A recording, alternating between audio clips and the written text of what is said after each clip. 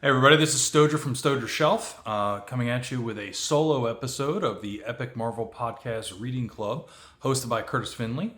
And this is yesterday's episode, so it was supposed to come out on Thanksgiving, but obviously due to the holiday here in the U.S., we didn't get together, didn't read it, but I'm going to keep the train moving while we're on vacation, and we kind of kick off the Fate of the Phoenix. So we're on the Volume 7 Epic Collection of X-Men. Claremont and Byrne have solo credits across this whole issue, this whole book. And we're starting with issue 129 in this book, where the X-Men are leaving Muir Island and getting back together. So you have Cyclops and Jean Grey that are reuniting, kind of getting away from their potential infidelities, with Colleen Wing and Cyclops becoming great friends, and Jason Winward starting to sort of mentally seduce Jean Grey. That'll come into the storyline a little bit later. Professor X is reunited with the X-Men from his adventures in space and starts treating them like children. They have some adventures in the Danger Room and go through some different things there. And we're introduced to some new characters. So we have the White Queen's introduction, as well as Kitty Pryde.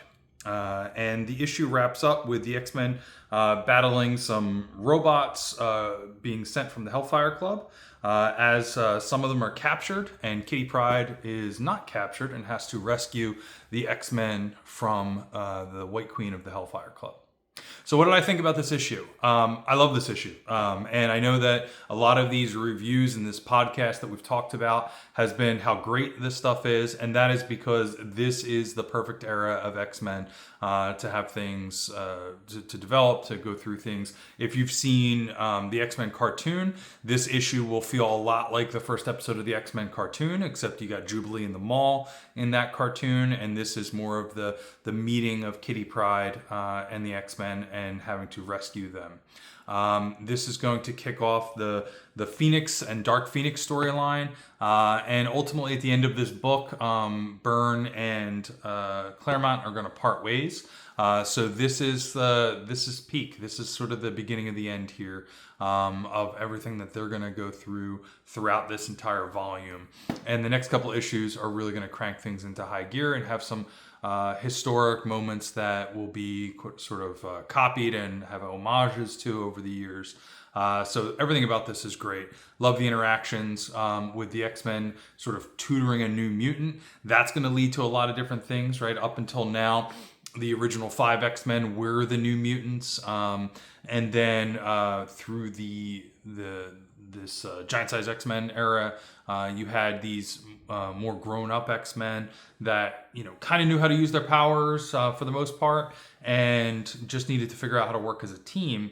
Now you're going to start to see them transition into more of a mentorship role, and Kitty Pryde will be the beginning of that, and ultimately we'll get the new the New Mutants from Chris Claremont. In I forget how many issues, but 30 or 40 issues. I think they'll be available. They'll be around in, I think, the next Epic volume. So not very far away. So great issue, great art. Definitely something to look at and keep up with as we sort of figure out how they are going to ultimately defeat the Hellfire Club, who seems to have a step up on them right now. All right, we'll catch you next time for the debut of Dazzler. Have a good one.